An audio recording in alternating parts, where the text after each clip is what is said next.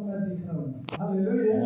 और Wilson John जी उस family को पूरी को मैं मिस करता हूँ।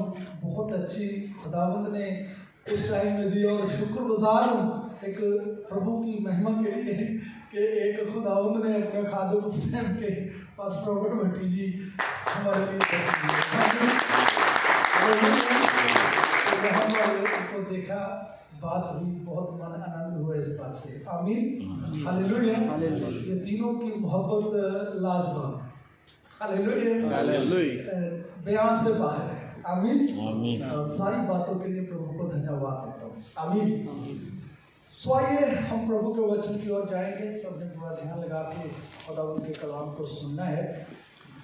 आज हम सबके पास यीशु मसीह है।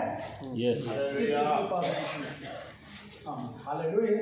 हम सबके पास खुदावंद यीशु मसीह है, खुदावंद का कलाम है। खुदावंद में हमारे अंदर एक ईमान है, विश्वास है, परंतु फिर भी जिंदगी में बहुत सारी हार आती है। क्यों आती है, इस विषय में हम थोड़ा सा सीखेंगे। चलते चलते जीत का झंडा हाथ में है, परंतु दूसरे हाथ में हार का सर्टिफिकेट लेकर आते हैं। ऐसे क्यों होता है? खुशी से जाते हैं, दुखी वापस आते हैं। ऐसे क्यों हो जाता है? बाइबल में एक घटना लिखी गई है, उस घटना को ध्यान से सुनिएगा। क्या रीजन है कि हमारी जिंदगी में वह आशीष नहीं होती? वचन में लिखा है कि एक भाई ने प्रभु यीशु मसीह को अपने घर में बुलाया। जब हम लूका रचित सुसमाचार 11 अध्याय में लूका की इंजील में पढ़ते हैं 11 अध्याय में, समय के कारण हमको सारी वर्सेस को तो नहीं खोल पाएंगे क्योंकि 9:25 हो चुके हैं। सो वहां पर एक फरीसी ने प्रभु यीशु मसीह को अपने घर पे बुलाया। अब यीशु मसीह उस घर में भी है, उसके साथ भी है, और परंतु वो आशीष नहीं ले पाया। आशीष नहीं मिली, बरकत नहीं मिली। क्यों नहीं मिली? क्योंकि उसके जीवन में जो होना चाहिए था वो नहीं था। जो अपने आप को दिखा रहा था वो नहीं था, जो है वो दिखा नहीं रहा। हालेलुया। आज हमारी जिंदगी मसीह में आकर के भी आशीषित जहां बरकत से क्यों नहीं भर पाती? इतने खुदावंद के वायदे हैं, इतना जबरदस्त खुदा का कलाम है। जब हम पढ़ते हैं तो ऐसा महसूस करते हैं ये हमारे लिए है, परंतु जब हम इंतजार करते हैं तो वो हो नहीं पाता। जो वायदे हैं उसके मुताबिक हमारी जिंदगी में वो नहीं हो पाता। यदि होता तो कुछ होता है। इतना ज्यादा खुदा की बरकत हमारी जिंदगी में नहीं होती।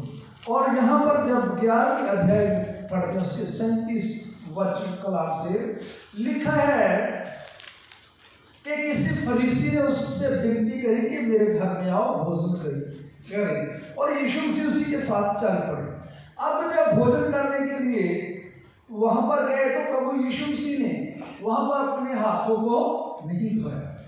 जब हाथों को नहीं धोया तो उसने अपने मन में विचार किया, फरीसी ने अपने मन में विचार किया कि ये प्रभु करके अपने हाथों को नहीं धोया।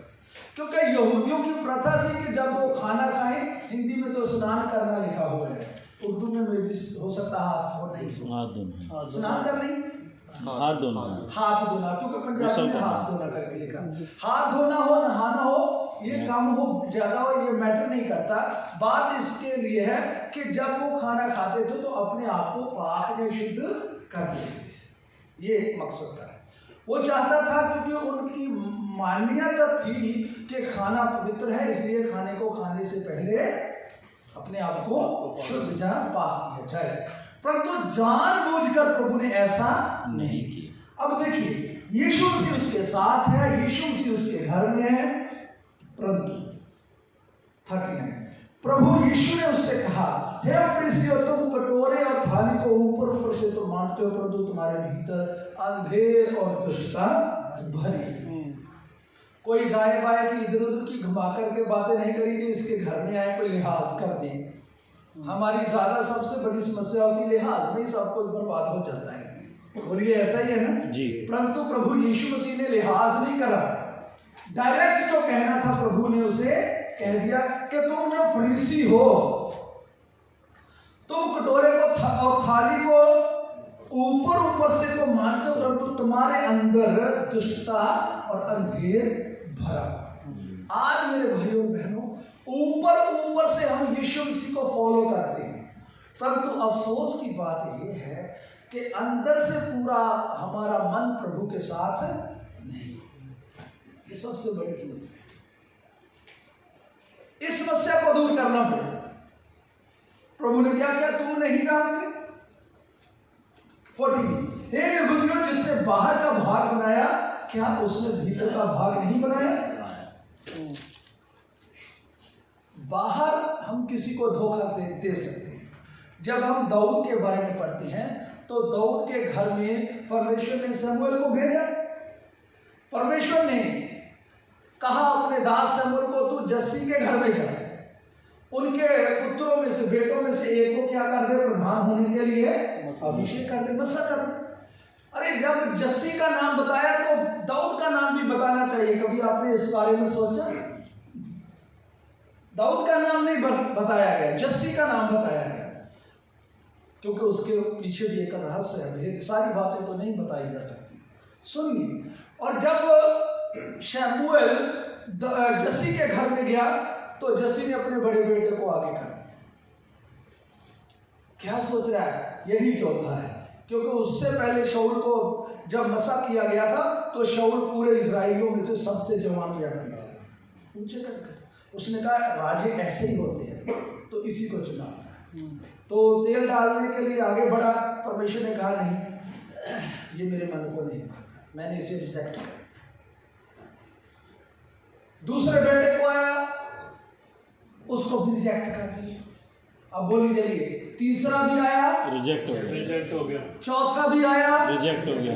अरे पांचवा भी आया, रिजेक्ट हो गया। और छठा भी आया, रिजेक्ट हो गया। सातवां भी आया, घबराइए मत, वो भी रिजेक्ट हो गया। कई बार कंफ्यूजन हो जाती है कि शायद सातवां दाऊद था। नहीं, वो सातों बेटे आए, दाऊद आठवां। Hallelujah, hallelujah. सातवां भी आया, बोलिए रिजेक्ट हो गया। अरे ये क्या इज्जत रह गई। सोचिए, हम एक के ऊपर तो बड़े ढोल ढमके कर रहे हैं ना। अरे दाऊद चुना गया जस्सी के घर, भेड़े चराने वाला एक नौजवान चुना गया। अरे यार, सातों की हालत देखिए, रिजेक्ट हुए या सात। कभी उसके बारे में भी आपने सोचा? जब जस्सी के घर में शमूएल आया, एक नबी आ रहा है, तो कितने इंतजामात किए होंगे, कितने खुश होंगे, सब कुछ किया होगा। परंतु दुख की बात है कि सातों बेटे रिजेक्ट हो गए।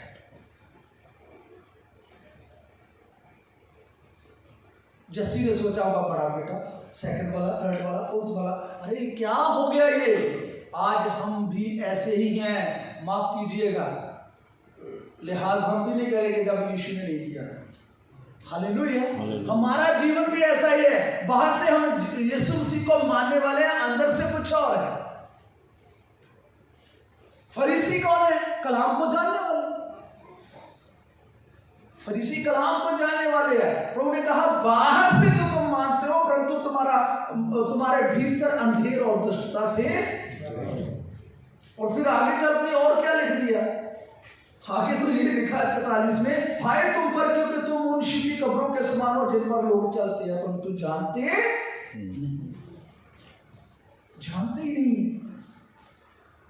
कब्र ऊपर से तो बड़ी सफेद थी वगैरह, रंग वगैरह किया होगा ना।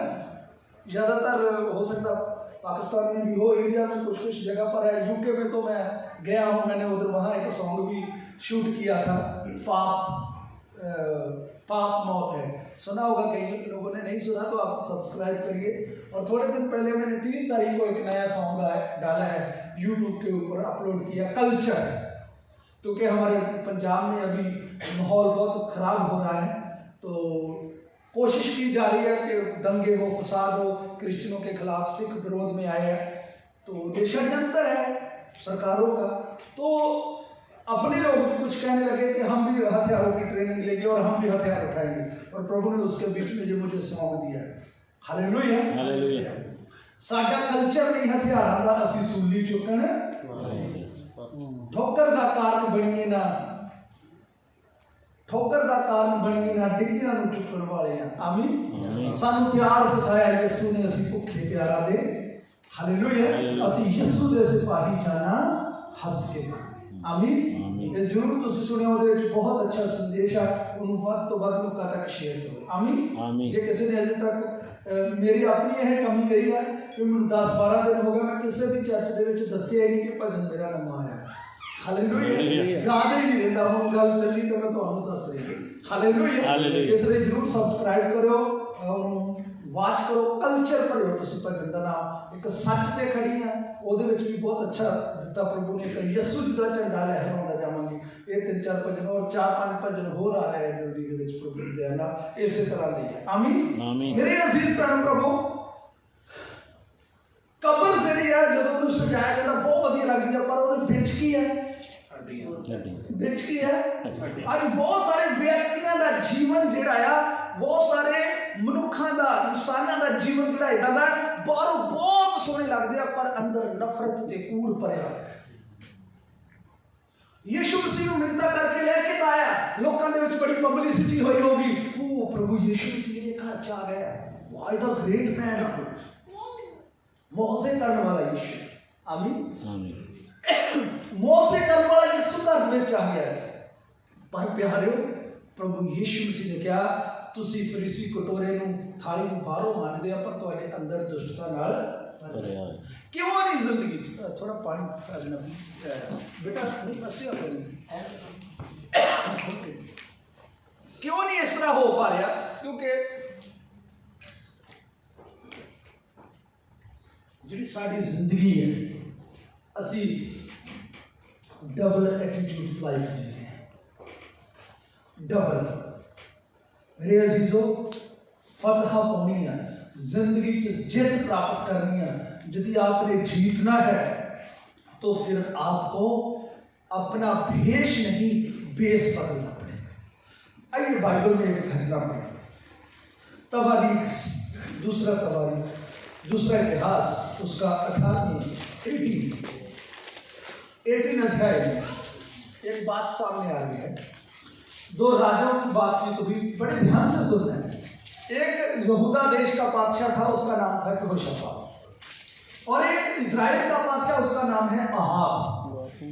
जो यहोशापात है वो खुदा का भय मानने वाला, कलाम के अनुसार चलने वाला, परंतु उसने अपना रिलेशन इसके साथ बना लिया, दोस्ती गांठ ली अहाब के साथ।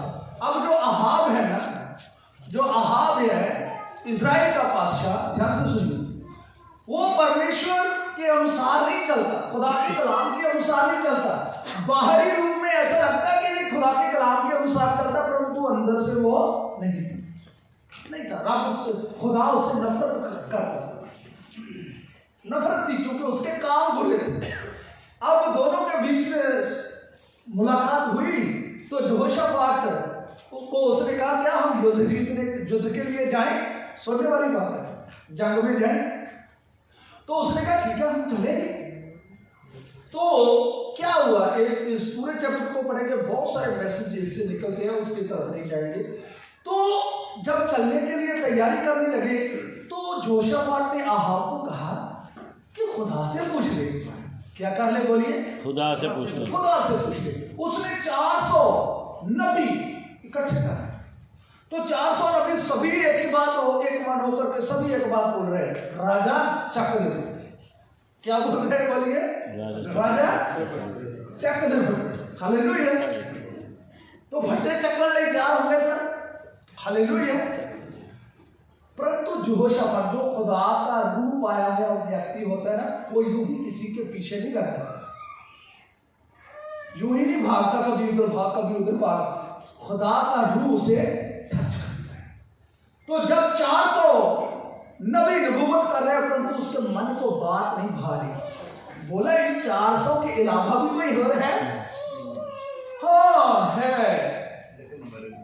जी बोलते जी मसीह, लेकिन वो हमारी भलाई के लिए नहीं बोलते, जब भी बोलता है हमारे खिलाफ ही बोलता है। इसलिए मुझे उससे कीड़ा है। सच्चे व्यक्ति से नफरत झूठा व्यक्ति अवश्य करे। जानते हो, सुनिए ध्यान से, आपका सबसे बड़ा हथियार कौन सा है? आपका पैसा?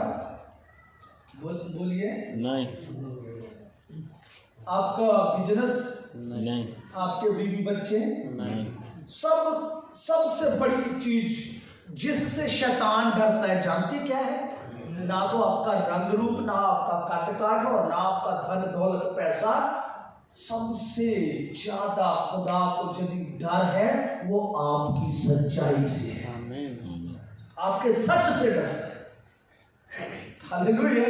तो वो मुझको उससे चिढ़ाती, क्योंकि वो मेरे लिए भलाई के बारे में कभी, भाई भलाई के लिए तभी बोलेगा, खुदा की तरफ से वो बोलने वाला खुदा का नबी मीकाया, तो उसे बुला तो लिया। जोशाफाट ने कहा नहीं, ऐसा नहीं बोलना खुदा के बंदे के लिए, उसे बुलाया गया। अब उसने जो देखा भैया वो तो उसने बता दिया। बोला मैं तो यूं देख रहा हूं कि इजराइल की भेड़ें तितर-बितर हो रही हैं। इजराइल की भेड़ें, तो आप बात समझ गए ना? तो जो चरवाहा है वो अय्याली पकड़ गया। तो स्पष्ट था कि भाई तेरा नंबर लगने वाला है। 400 कह रहे चक दे फट्टे, और एक बोल रहा तेरे फट्टे चक्के जाने। हालेलुया। तो जेड़ा बोल रहा भाई तेरे फट्टे चक्के जाने आ, ओनु चक के जेल च जेड़ा फट्टा चक के कहता है मंत्र बन। हालेलुया। ऐसे ही होता है। सच बोलने के वाले व्यक्ति को जुबान जल्दी से बंद कर दो, किसी को मालूम ना पड़े। ये हो रहा है आज इस संसार में। इसीलिए तो कलाम कहता है, वचन कहता, सच को तुम जानोगे तो सच्चाई तुम्हें क्या करेगी? आजाद करेगी। हालेलुया।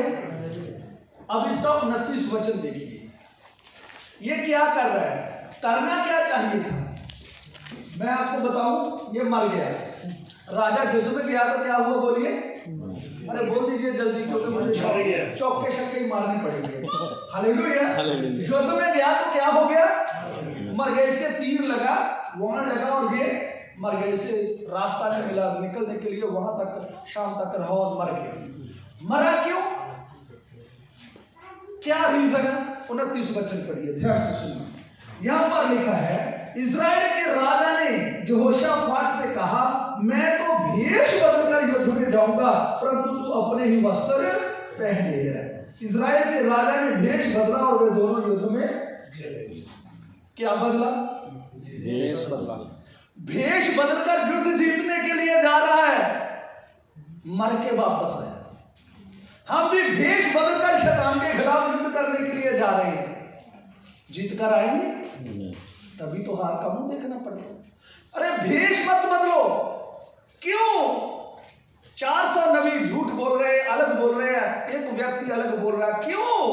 क्योंकि परमेश्वर चाहता था जब मीकाया ने नबूवत करी तो भेष नहीं बदलना चाहिए था, घुटनों के ऊपर आकर के अपने अपराधों, अपने पापों, अपने गुनाहों की क्षमा मांगनी चाहिए थी।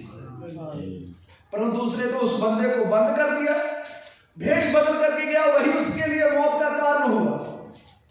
जब भेष बदला, 33 वचन में 33 में लिखा है कि यूं ही किसी ने एक तीर चलाया तो उस राजा के झिलम में और निचले वस्त्र के बीच में शेर कर लग गया।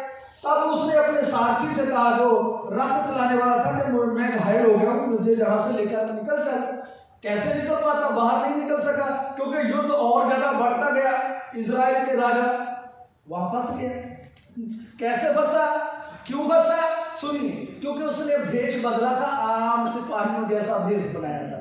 उसके अपने सिपाही भी उसे पहचान नहीं सकते। यदि राजा के भेष में ही होता तो अपने सिपाहियों ने देखना, यार हमारा राजा तो घायल हो गया, जल्दी जल्दी लेकर जाओ, रास्ता ही दिए, क्योंकि आम सिपाहियों के जैसे था। भेष बदलकर कभी हम जीत सकेंगे? आमीन। इसलिए मेरे भाइयों, भेष नहीं तो क्या करना चाहिए? बेस बदलना चाहिए। क्या बदलना चाहिए बोलिए? बेस। बेस बदलना जरूरी है। बेस क्या होता है? बेस है हमारा पुरानी इंसानियत, पुराना स्वभाव।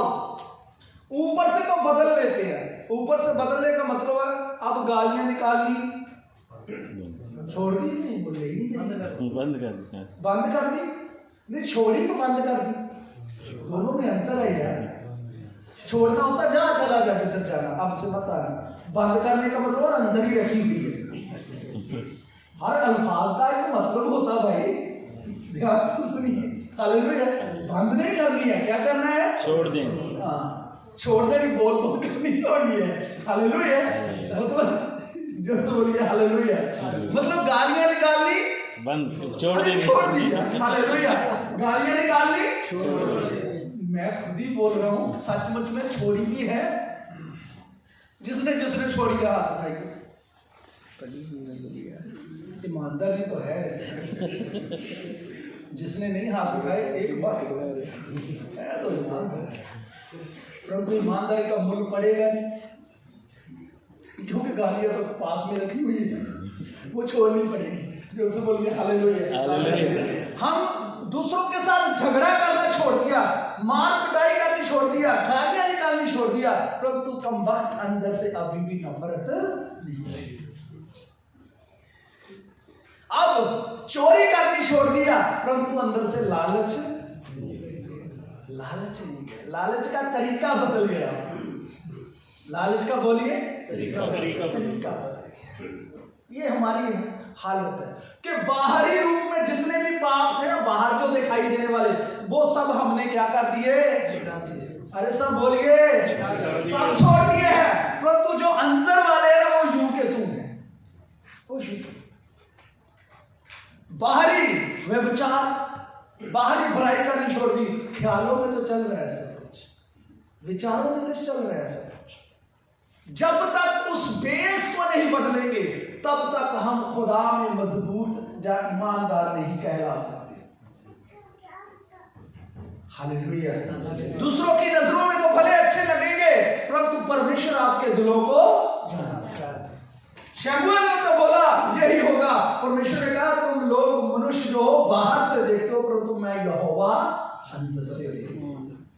मैंने नहीं इनको चुना, क्योंकि इनका मेरे साथ रिलेशन ही नहीं है। सोचिए बाप के ऊपर क्या बीत रही होगी। बलिदान तो चढ़ाते होंगे, कुर्बानियां तो देते होंगे, सारे बेटे तो अच्छे बाप के साथ मिलकर के अच्छी आराधना करते होंगे। दुआ के टाइम आइए भी सभी अपना अपना साल निकालिए, दुआ करेंगे तो बाप भी खुश है, अम्मा भी खुश है, हाँ मेरे बेटे तो बहुत अच्छे हैं। तो बाहर क्या करते हैं? वो खुदा जानता है। आप अपने माँ बाप को तो धोखा दे सकते हो दुआ करके, परंतु ऊपर वाले खुदा को कभी भी धोखा नहीं दे सकते। ऊपर वाले को धोखा नहीं दे सकते। माँ बाप दुआ करते रहते हैं, खुदा मेरा बेटा तेरी दुआ करने वाला है, तेरे घर में जाने वाला है, क्यों नहीं सुन रहा? अब तो मेरा बेटा सब कुछ कर रहा है। तो प्रभु यदि नजदीक हो, हाँ मैं जानता हूँ वो सब कुछ वो भी कर रहा है जो तू नहीं जानती। कई बार खुदा ने हमसे बात करी, हम रोजे रख के किसी व्यक्ति के लिए, किसी मनुष्य के लिए बड़ी दुआ करते हैं, उसकी दर्दमंद कहानी को सुन के आंसू भरी दुआ करते हैं। तो प्रभु फिर उसके बाद कुछ दिन बाद रिजल्ट दिखाता है, जिसके लिए दुआ करा ये है, इसका जीवन अच्छा देख ले। क्या करें मेरे भाइयों, क्यों नहीं दुआ सुनी जाती? खुदा के बंदे रोजे रख के दुआ करते हैं, आपके लिए इतनी मेहनत मशक्कत करते हैं, रिजल्ट पॉजिटिव नहीं आ रहे, क्योंकि हम अपने भीतर से बुराई को नहीं छोड़ते। बाइबल में लिखा है याकूब अपनी पत्नियों के साथ जब वापस अपने पिता के घराने में वापस आ रहा था, हमान से वापस आ रहा था, उसके पास से मामा लबान मामे से वापस जब आ रहा था, तो जो राखेल थी, रेचेल उसे बोलते ना, वो भी वापस आई। तो पति को नहीं मालूम, किसी को नहीं मालूम, जो उसके बाप के बुत थे ना, उसने लुको लिए, छुपा ली बड़ी चतुराई से।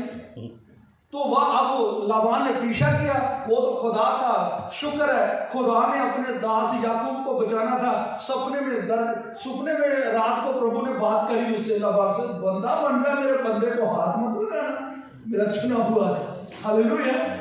तो लाबान ने घेरा तो पा लिया, कहता क्यों भागा? कहता तूने मेरे बुतों को चुराया है, तूने मेरे सामान चुराया है। तो याकूब ने बोला जिसके पास तू पाएगा वो जिंदा नहीं रहेगा। वो भी हल्की था ना, उसने बोल दिया। अब एक का तंबू चेक किया जा रहा है, तो राखेल के तंबू में आए।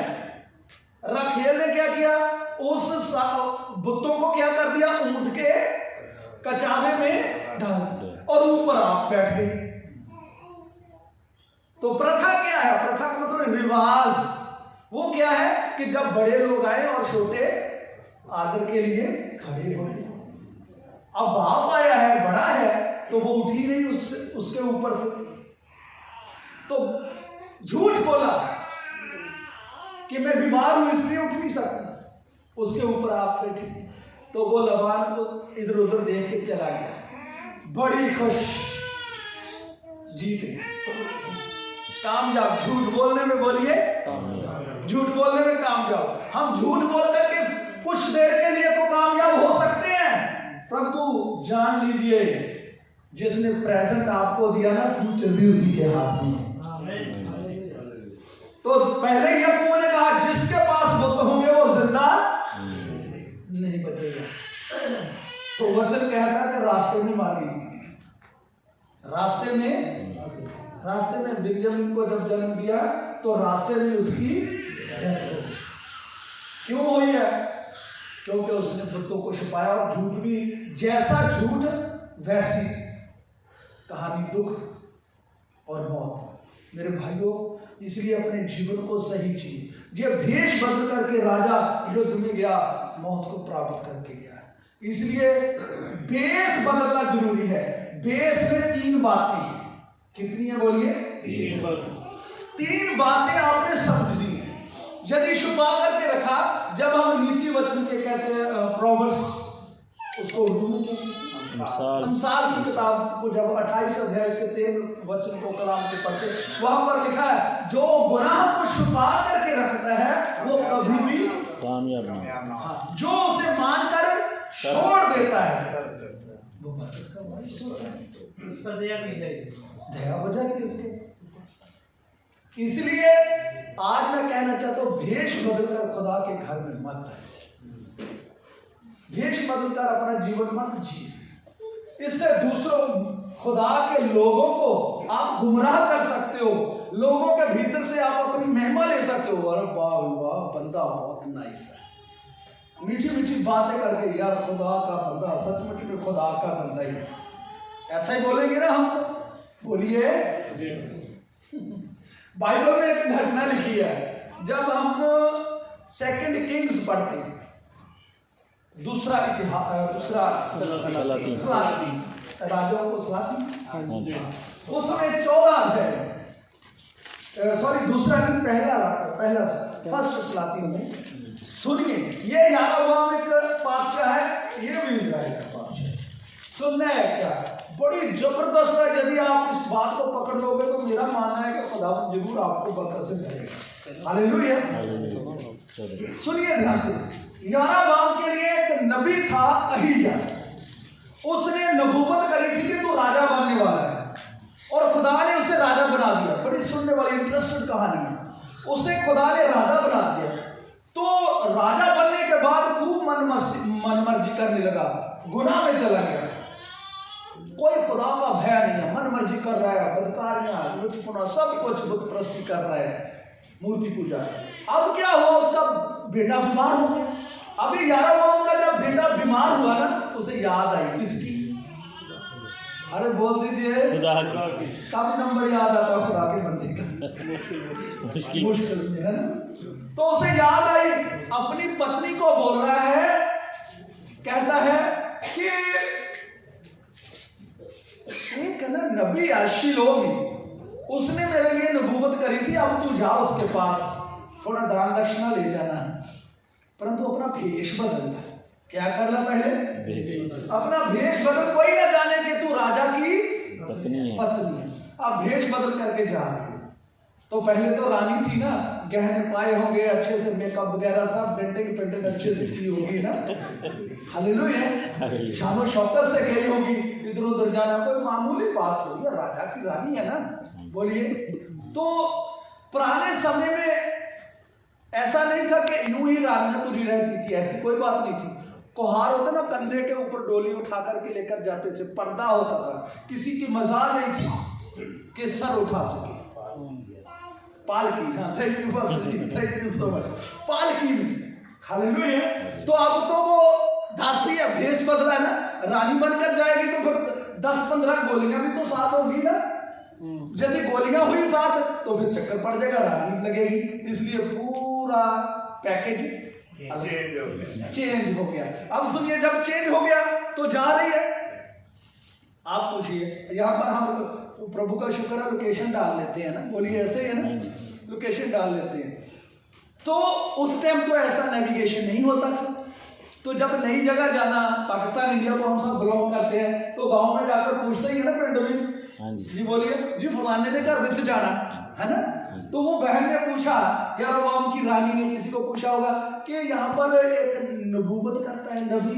कुछ लोग कहते होंगे नहीं हमें तो मालूम नहीं, क्यों कहते थे वो मैं बात बताता हूँ। क्योंकि वो अंधा हो गया था, बुढ़ापे के कारण उसकी आंखें चली गई थी। तो जब किसी की आंखें चली जाए वो मॉर्निंग वॉक करेगा? नहीं। अरे बोलिए, बाहर निकलेगा? नहीं जाएगा। जब किसी के पास जाएगा ना, क्या किसी को मालूम पड़ेगा? तो 2-4 बंदे ने कहा होगा अरे नहीं हम नहीं जाते, फिर एक ने कहा अरे नहीं, अरे उसी की बात चल रही है। किसकी? हाँ, जो अरे वही वो बूढ़े नबी की बात कर रहे हैं जो अंधा है, उनको अभी दिखाई नहीं देता। जब उसने सुना होगा जिनको अभी दिखाई नहीं देता, वो कहती सारे चक्कर पै गया। मैं तो इतनी एक्टिंग करके आई थी, गुलाम दासी बनकर आई थी कि खुदा के बंदे को पता ना चले। अब तो मैं दगड़ करती जाऊंगी। ऐसा ही है ना, बोलिए। तो जब वहां एंट्री हुई, 5वें वचन में लिखा है कि खुदा ने पहले ही बता दिया। खुदा ने अपने नबी को कहा देख, ठीक है पढ़ दीजिए ऊंचा थोड़ा सा जी। यरोबाम की बीवी तुझसे अपने बेटे की बाबत पूछने आ रही। यरोबाम की बीवी अपने बेटे की बाबत। अरे देखिए हमारी कितनी अकल मरी हुई है। जिस खुदा के बंदे से हम कई बार कहते हैं पास्टर साहब दुआ करिए, खुदा हमारे लिए क्या कहता है। सोचिए, ऐसा कहते हैं ना, पूछते हैं ना जी खुदा से दुआ करके पूछिए नौकरी के बारे में खुदा क्या कहता है, बच्चों के लिए, भविष्य के लिए खुदा क्या बोल रहा है। अरे भाई, जो खुदा ये बोल रहा है ना नौकरी के लिए बताने वाला है, वो आपकी गुप्त बातें भी बताने वाला है। बताइए, नहीं बता सकता? तो फिर क्यों भेष बदल करके आते हैं? जो है खुदा के घर में वही बोलिए, जो है वही बताइए। एक्टिंग करने की आवश्यकता नहीं है। एक्टिंग करके हम खुदा के बंदे को प्रभावित कर सकते हैं, परंतु खुदा को नहीं कर सकते। तो बेटे की खुशामदीद चाहती है, खुदा के आगे से शिफा चाहती है अपने बेटे के लिए। तो भेष बदल करके आइया, खुदा ने पहले बता दिया देख यरोबाम की बीवी आ रही है भेष बदल कर। कैसे? भेष बदल। हाँ, भेष बदल कर आ रही। आगे पढ़ दीजिए पास्टर। क्योंकि वो बीमार है सो तू उससे यूं कहना, हाँ, क्योंकि जब वो अंदर आएगी तो अपने आप को दूसरी औरत बनाएगी। जब वो अंदर आएगी, डबल एटीट्यूड, जब वो अंदर आएगी तो अपने आप को दूसरी औरत बनाएगी। जब चर्च से एंट्री होती है तब तो हम बन जाते हैं पूरे भगत जी। बोलिए, ऐसा ही है ना? जब बाहर निकले वही हाल है। क्यों नहीं आशीष आती? क्योंकि भेष बदल कर आते हैं। अब क्या हुआ? आगे पढ़ दीजिए पास। और जैसे ही वो दरवाजे से आप सुनिए, जैसे ही वो दरवाजे से अंदर आई जी, और हथिया ने उसके पांव की आहट सुनी। हाँ, नबी ने उनके पांव की आहट सुनी, क्योंकि दिखाई तो देता है। आगे तो उसने उससे कहा, तब उसने यरोबाम की बीवी को कहा, हाँ, आई यरोबाम की बीवी, अरे ये क्या? अंदर आ तो क्यों अपने आप को दूसरी बनाती है? अरे बाहर तो कह रहे थे अंधा है, कॉर्नर से पूछे है ना, वही जो KFC के साथ से गुजर रहा था वहां से तो पूछ के बाहर वाले क्या कहते थे, और इनकी कितनी कितनी है, चार आंखें। हे यूरोप की बीवी आजा अंदर, अपने आप को क्यों भेष बदल करके आई है। अब सुन, तेरे विषय में सारी बातें बताई कि तेरे पति को कैसे राज दिया, परंतु कैसे वो खुदा के विरोध में चला। अब तू आई तो है भेष बदल कर, वापस जाएगी। जब तू अपने घर की चौखट में पांव रखेगी तो तेरा बेटा मर जाए। मेरे भाइयों, हम खुदा में चलते चलते क्यों बरकत की जगह श्राप ले रहे हैं? क्योंकि हमारा जीवन डबल है। दिखाने के लिए हाथी के दांत और है, और खाने के लिए कोई ऐसा जीवन जीकर किसी को धोखा नहीं दे रहे, आप अपने जीवन को धोखा दे रहे। इसीलिए सही जीवन अपना जिए। इसके लिए 3 बातें हमारी जिंदगी से जानी आवश्यक है। वो बेस बदलना जरूरी है। हालेलुया। बेस में 3 बातें हैं। नंबर 1 पाप। कौन सा? एक तो मैंने कहा बाहरी रूप का पाप है, वो तो आप लोगों ने छोड़ दिया है। यदि नहीं छोड़ा तो वो भी छोड़ दिया। हालेलुया। परंतु कुछ अंदर के पाप है, हमारे स्वभाव में पाप है। और उसके सबसे बड़ी बात यह है, भाई अब चोरी करनी तो छोड़ दिया, परंतु अंदर से लालच अभी भी नहीं किया। लालच की अभिलाषा, कुंडी मारनी। क्या करते बोलिए? कुंडी मारनी नहीं, ये सबसे खतरनाक है।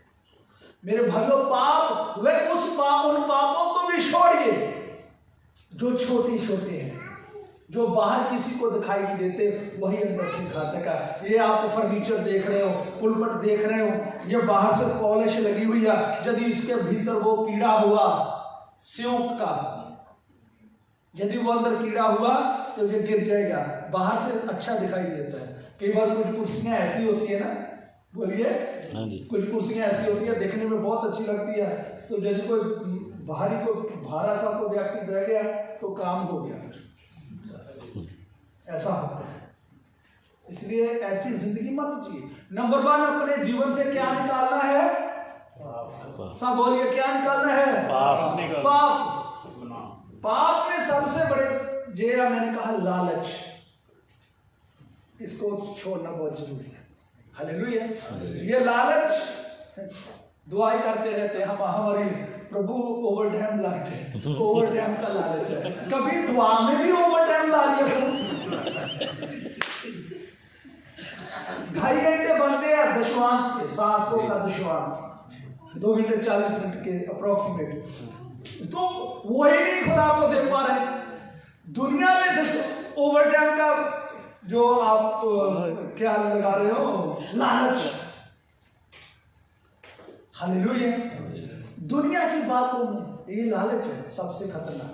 अब थोड़ा करने लगे और करेंगे और करेंगे, पहले कहेंगे जी दुआ करिए, इतनी दुआ हम करते हैं और करवाते हैं ना कि काम मिल जाए। भाई काम मिल जाए, लिमिट में रहिए। सुनिए, कहीं आपकी बरकत आपके लिए मौत का कारण ना हो जाए। समझने वाली बात है। सुनिए, बरकत को अपने ऊपर मत लीजिए, बरकत के ऊपर पांव रख करके खुदा की तरफ। खुदा से हम मोहब्बत क्यों करते हैं? मैं एक प्रश्न पूछता हूं आपसे, खुदा से हम मोहब्बत क्यों करते हैं? जल्दी जल्दी पीछे से शुरू करते हैं ना, क्योंकि कई बार जो है पीछे शुरू करके बैठने वाले होते हैं, आगे से ही पूछना, हम पीछे से शुरू करेंगे। हालेलुया। अरे भाई राजा है, राजा से पूछ लेते हैं, प्रजा से बाद में पूछेंगे। हाँ, सहायता करता है राजा के साथ उसका साथी सेम है। सबसे बड़ा जबरदस्त सवाल का जवाब लेने की बात ही नहीं है। ऐसे मित्र होने चाहिए जी, इधर से पूछ लेते हैं, सेम तो नहीं है भाई भाभी। और कुछ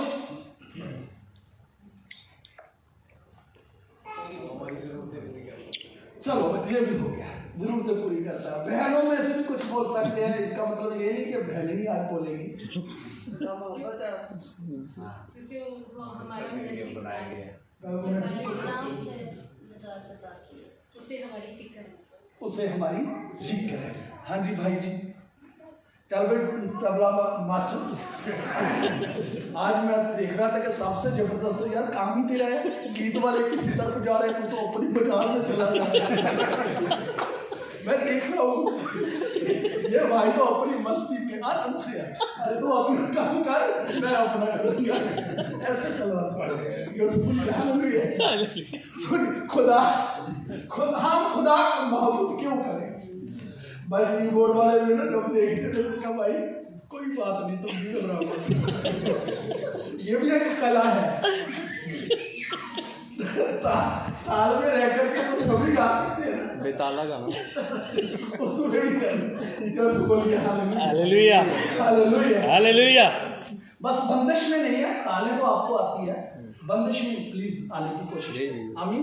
आमीन। सब कुछ है परंतु वो बस तरतीब बार होना जरूरी है। आमीन। आमीन। आप में पेशेंट है, खुदावंद आपको ब्लेस करे। आमीन। जोर से बोलिए हालेलुया। हालेलुया। खुदा को मोहब्बत क्यों करे?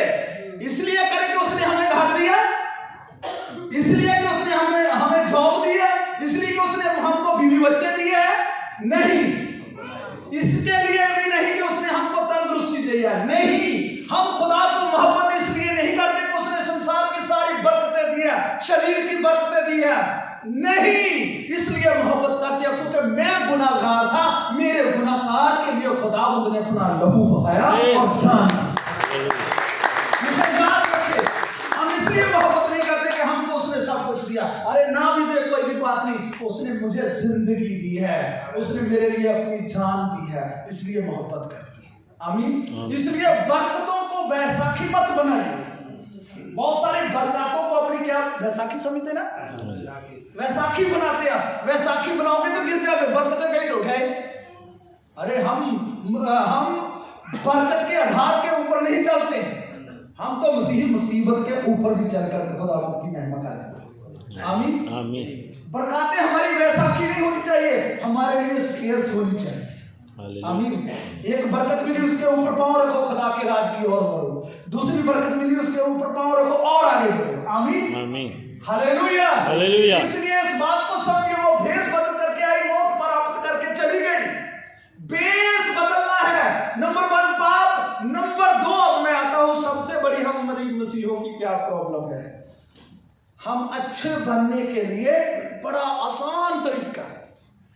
कई बार पोस्टर के ऊपर लिखा होता पंपलेट कि ऐसा करने के लिए ये सबसे आसान तरीका है ना। मैं आपको बताना चाहता हूं, लोगों में अच्छा बनने के लिए सबसे अच्छा आसान तरीका है दूसरे के ऊपर दोष लगाओ। बस पास्टर साहब के साथ बैठे हैं तो फिर हम किसी तीसरे बंदे की बुराई करेंगे, वो पास्टर जी वो तो आपके लिए ऐसा कहता था, ऐसा मैंने तो खूब उसकी फिर झाड़ झुंड कर दी, तो पास्टर जी के नजरों में मैं अच्छा बन गया। आज ये हो रहा है, कलीसिया में दोष लग रहे हैं। दोष इसलिए क्योंकि दोष लगाने वाला जेड़ा बदरू है, दुष्ट आत्मा है, वो हमारे अंदर काम करता है।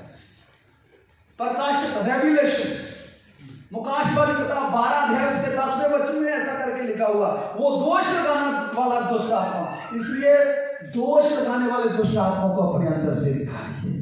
आमीन। बेस सही हो। आमीन। आमीन। तीसरी बात और आखिरी बात वो है खुदी। तीसरी क्या है? खुदी। खुदी जब तक मैं है ना, खुदी का मतलब मैं, ईगो, घमंड, जा मैं, जब तक मैं है तब तक हम कभी आगे बढ़ नहीं सकते। ये सबसे बड़ी हमारी, भले हमको कुछ आए जाना आए फिर भी मैं ही, कुछ कर ना पाए फिर भी बोलिए, कुछ आता जाता भी नहीं फिर भी मैं ही, ना किसी को कुछ करने देंगे ना कुछ करेंगे क्योंकि मैं हूं। ये मैं है ना आज मसीहों को डूब रही है, हमारी जिंदगी को बर्बाद करती है, इसको निकालना पड़ेगा। आमीन। जोर से बोलिए हालेलुया। हालेलुया। सन इंग्लिश में कहते हैं, सन किसको कहते हैं? बेटे को, पुत्र को, है ना। तो सन यदि बनना, सन ऑफ गॉड बनना है, तो पाप को इंग्लिश में क्या कहते हैं? सिन। सन और सिन में कितना अंतर है? एक। एस आई एन, आई का मतलब जब तक हम में आई है तब तक हम पाप में हैं। सिन, एस आई एन, जब तक आई तब तक हम सिन में हैं, पाप में हैं। जब आई को निकालेंगे तो क्या लगाएंगे? ओ, समझिए इशारे को। आई को निकालेंगे तो अब क्या लगाएंगे? ऊंची आवाज से कहिए, एक उंगल उठाकर। ओ, इतना ज्यादा कृपया, इतना शोर मच रहा है, आहिस्ता। आप बताइए। चलो भाई, टाइम ज्यादा हो गया ना, खाने का हो चुका है, इतना जोर क्यों लगाए? जोर से बोलिए हालेलुया। हालेलुया। आई को निकाले और ओ का मतलब खुदा था। जब अपने अंदर मैं को निकालेंगे, खुदी को निकालेंगे, आई को निकालेंगे, ओ खुदा बाप को अपने अंदर लेंगे, तब आप son of God. Hallelujah. Hallelujah. जोर से बोलिए हालेलुया। हालेलुया। और खुदी यूं ही नहीं निकलती, खुदी यूं ही नहीं निकलती कि खुदी निकल गई। एक ऊपरी भाग में नहीं होती, बड़ी गहरे में होती है। आमीन। 3 परतें होती है मिट्टी की। बोरवेल होता है ना, पानी निकालना हो, हालेलुया। यदि पानी निकालना है तो 3 चीजें होती है। सबसे पहले ऊपरी मिट्टी की परत होती है, फिर बालू या रेता बोलते हैं, उसके बाद नीचे पत्थर होते हैं। बोलिए राइट, ऐसे ही है ना? यस। हाँ, जब ऊपर से तो कहीं से, कस्सी से, किसी से निकाल दिया, खड्डा निकाला, तो बोला ऊपरी भाग निकल गया, मैंने जी तौबा कर लिया, तो ऊपर की तौबा हो गई। उसके बाद कनके आ गए, रेत के छोटी छोटी बातें, वो भी छोड़नी पड़ेगी। आमीन। अब आ गई बात खुदी की, सबसे बड़ा पत्थर नीचे।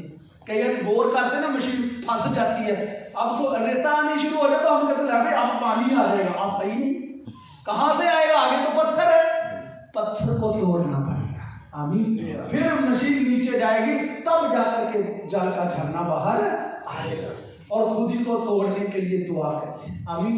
ये कैसे टूटती है, एक बात बताना चाहता हूँ, जोर से बोलिए हालेलुया। हालेलुया। कई बार ना हमारे अपने लोग हमको बहुत दुखी करते हैं।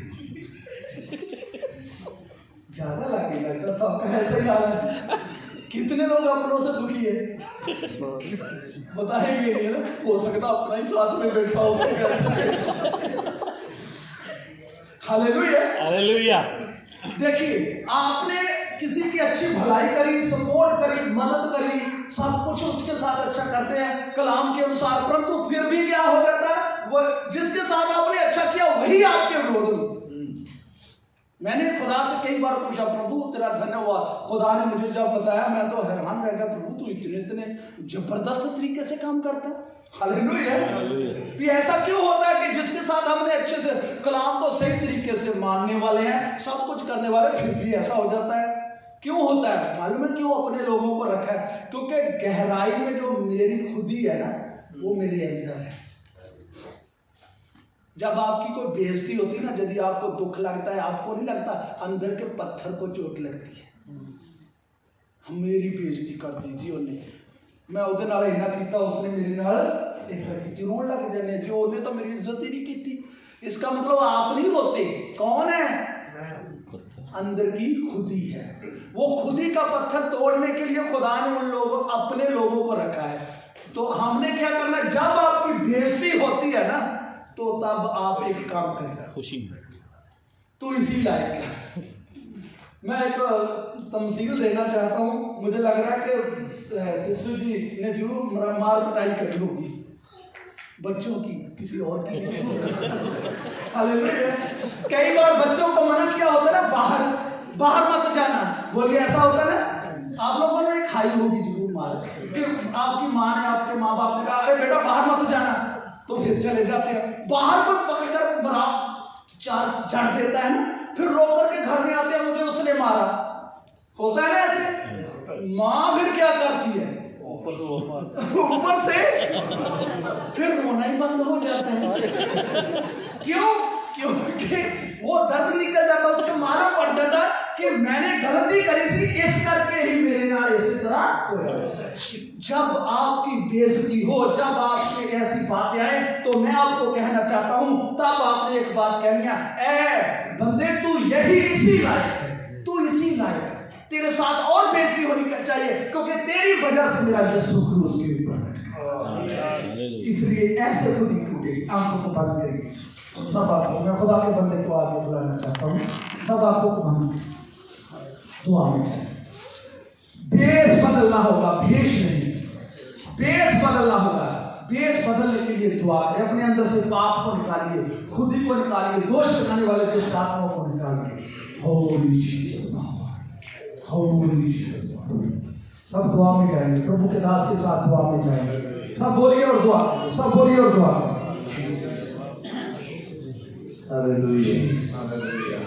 हालेलुया। आपने प्रभु का कलाम सुना है, हम एक बहुत खूबसूरत गीत गाया करते हैं कि भेष बदला क्या हुआ, दिल का